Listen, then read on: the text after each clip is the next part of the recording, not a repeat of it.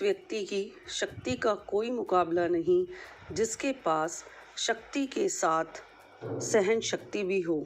नमस्कार बच्चों, मैं निधि अग्रवाल आज आपको आपकी पाठ्य पुस्तक की कविता छाया मत छूना के बारे में बताऊंगी, जिसे लिखा है गिरिजा कुमार माथुर ने। कवि इस कविता के माध्यम से हमें बताना चाहते हैं कि जीवन में सुख और दुख दोनों ही मिलते हैं। अतीत के सुख को याद करके वर्तमान के दुख को और बढ़ाना उचित नहीं है। ऐसा करने से दुख बढ़ जाता है, दुगना हो जाता है। बीते हुए समय की सुखद काल्पनिकता के चिपके रहकर वर्तमान से पलायन की अपेक्षा कठिन यथार्थ का सामना करना ही जीवन का लक्ष्य होना चाहिए। यह कविता हमें यही सिखाती है कि अतीत की यादों को भूलकर वर्तमान जीवन के यथार्थ में जीने की प्रेरणा लेनी चाहिए। जीवन के सत्य को छोड़कर उसकी छाया से भ्रमित रहना, जीवन की कठोर वास्तविकता से दूर रहना, वर्तमान जीवन में दुखों, मानसिक कष्टों, अभावों के होने पर भी हमें खुशी से जीना चाहिए। बच्चों, इस कविता का सार है, कवि गिरिजा कुमार माथुर का मानना है कि अतीत के सुख को याद कर वर्तमान को दुखद मत बनाओ। दुखी परिस्थितियों में दुख अधिक बढ़ जाता है। जीवन में रंग बिरंगी और सुनहरी यादों का खजाना भरा हुआ है। चित्र की स्मृति के साथ उसके आसपास की गंध का अनुभव मन को लुभावने यानी मन को पसंद आने वाला होता है। तारों भरी चांदनी रात समाप्त हो गई, अब केवल उससे प्रभावित शरीर रह गया है। सुख के दिन बीत जाने के बाद उसकी यादें यानी स्मृति रह जाती हैं, जो वर्तमान को और दुखद बना देती हैं। चांदनी प्रेमिका के लंबे केशों में लगे फूलों की याद दिलाती है। जीवन का एक एक क्षण बीती हुई यादों यानी स्मृतियों को स्पर्श कर जीवंत बन जाता है। कवि अपने मन को समझाते हुए कहते हैं कि बीती बातों को याद मत कर, नहीं तो दुख और अधिक बढ़ जाएगा। वो कहता है ना कि दुख दूना हो जाएगा। कवि आगे कहता है कि जीवन के यथार्थ रूप को उद्घाटित करते हुए कहता है कि संसार में प्रसिद्धि, सुख तथा समृद्धि, सम्मान और पूंजी यानी धन सभी कुछ व्यर्थ है। सुख वैभव के पीछे न भागकर मनुष्य को जीवन की सच्चाई का सामना करना चाहिए। प्रसिद्धि यानी फेमस होना, सुख, समृद्धि, मान सम्मान और धन आदि के पीछे जितना भागोगे उतना ही भ्रम जाल में फंसते चले जाओगे। मनुष्य के पास जो कुछ है और जो नहीं है, इसका वह जितना तुलनात्मक अध्ययन करेगा वह उतना ही भ्रमित होगा, परेशान होगा। बड़प्पन का एहसास केवल मृत तृष्णा है। मृत तृष्णा जानते हैं? बड़प्पन की इच्छा मात्र ही मृत तृष्णा है। भ्रमित मन का व्यर्थ भटकाव होने का प्रतीक यही मृत तृष्णा का अर्थ है। हर चांदनी रात में अंधकार से भरी रात का अस्तित्व छिपा हुआ है। हर सुख में दुख छिपा है। जिस तरह दिन के बाद रात का आना निश्चित है, उसी तरह सुख के बाद दुख और दुख के बाद सुख का आना निश्चित है। जीवन की इस कठिन सच्चाई को स्वीकार कर उसका अनुपालन करना चाहिए। बीते सुखों को याद कर अपना वर्तमान कभी भी खराब नहीं करना चाहिए। कविता के अंतिम काव्यांश में कवि कहना चाहता है कि दुविधाओं के कारण मनुष्य का साहस समाप्त हो रहा है।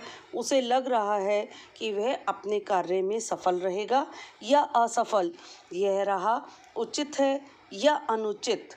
दोहरे चित्त के कारण यानी मन में दोनों विचारों के कारण वह अपनी राह नहीं ढूंढ पा रहा है, उसे राह सुझाई नहीं दे रही है। इस सुविधापूर्ण जीवन शैली में जीवन जी रहा है और शारीरिक रूप से पूर्णतः स्वस्थ है, अतः दैहिक रूप से वह सुखी है, लेकिन भीतर से अर्थात यानी उसका मन, उसका हृदय अशांत है, परेशान है। साहस होते हुए भी दुविधाग्रस्त रहने वालों को रास्ता दिखाई नहीं देता। शारीरिक सुख के लिए अनेक सुख सुविधाएं प्राप्त होने पर भी यदि मन में दुख है तो उस दुख का कोई भी अंत नहीं है। यही कवि हमें समझाना चाहता है। वो कहता है कि शरद ऋतु की रात होने पर भी चांदनी नहीं बिखरी तो निराश होने की ज़रूरत नहीं। बसंत ऋतु के बीतने पर यदि रस से परिपूर्ण फूल खिलते हैं तो क्या हुआ?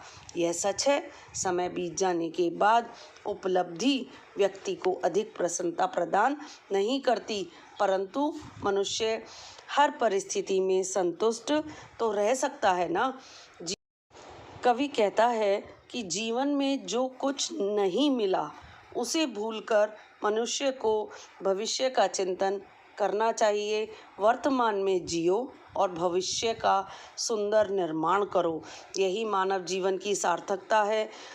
बीती स्मृतियों, परछाइयों से उत्पन्न दुख मनुष्य के वर्तमान को खराब करता है और भविष्य को भी अंधकार में बना देता है। तो बच्चों, यही है इस कविता का सार। कविता में कुछ शब्द ऐसे हैं जिनके मैं आपको अर्थ बताती हूँ। छाया यानी परछाई, कविता के अनुसार दुविधा, बीती हुई यादें, यामिनी तारों से भरी चांदनी रात, कुंतल लंबे केश, पंथ यानी कि रास्ता, वर्ण स्वीकार, सरमाया पूंजी, मृत तृष्णा मैंने आपको सार के बीच में भी बताया था, जो यथार्थ नहीं है यानी भ्रम की स्थिति। कविता में खड़ी बोली का प्रयोग हुआ है। कवि ने अनेकानेक प्रतीकों का सुंदर ढंग से प्रयोग किया है, जैसे चांद और फूल प्रसन्नता के प्रतीक हैं और छाया बीती हुई मधुर स्मृतियों की। तो ये था बच्चों इस कविता का सार। आशा करती हूँ आपको अच्छे से समझ आ गया होगा। अब मैं आपको बताऊंगी इस कविता से संबंधित बहुविकल्पीय प्रश्न। प्रश्न नंबर 1, छाया मत छूना कविता के कवि कौन हैं? Number 1 Ramchandra Shukla, number 2 Premchand, number 3 Girija Kumar Mathur, number 4 इसमें से कोई नहीं। प्रश्न नंबर 2, कवि ने किन यादों में जीने से मना किया है? कड़वी यादों में, सुनहरी यादों में, पुरानी मीठी यादों में, या इसमें से कोई नहीं। प्रश्न नंबर 3, चांदनी रात को देखकर कवि को किसकी याद आती है? प्रेमिका के केशों में गुथे फूलों की, सांसारिक सुखों की, माँ की, या इसमें से कोई नहीं। प्रश्न नंबर 4, पुरानी मीठी यादों में जीने का परिणाम कैसा होता है? सुखद, उल्लासपूर्ण, अभावपूर्ण, या फिर दुखमय? प्रश्न नंबर 5, कविता में मृत तृष्णा किसे कहा गया है? जल को, प्रभुता को, समृद्धि को, या इसमें से कोई नहीं। कविता में छाया का अर्थ क्या है? बहुत अच्छे से आता होगा आप सभी को। पुरानी मीठी यादें, परछाई, दुख, परेशानी। प्रश्न नंबर 7, शरद रात किसका प्रतीक है? ठंड का, खुशियों का, धन का, या फिर प्रेम का? प्रश्न नंबर 8, किसे याद करके कवि के मन में मनभावन चित्र उभरते हैं? मित्रों को याद करके, रंग बिरंगी यादों को याद करके, प्रकृति को देखकर, या इसमें से कोई नहीं। प्रश्न नंबर 9, कवि जीवन में क्या पाने के लिए दौड़ता रहा? यश, धन, खुशी, या इसमें से कुछ भी नहीं। प्रश्न नंबर 10, हर सुख में क्या छिपा रहता है? दुख, प्रेम, दर्द या फिर यादें? प्रश्न नंबर 11, उचित अवसर न मिलने पर बाद में मिलने वाली खुशी कैसी प्रतीत होती है? काल्पनिक, व्यर्थ, संतोषजनक, निराशाजनक या फिर? आप सोचकर बताइए। प्रश्न नंबर 12, बसंत के समय फूल न खिलने का क्या आशय है? समय पर फूल का न खिलना, सूखा पड़ जाना, उचित अवसर का लाभ न मिलना। प्रश्न नंबर 13, पुरानी मीठी यादों के साथ लगी सुहानी सुगंध कवि के तन मन को क्या बना देती है? सुस्त बना देती है, चंचल बना देती है या फिर मस्त और रंगीन बना देती है?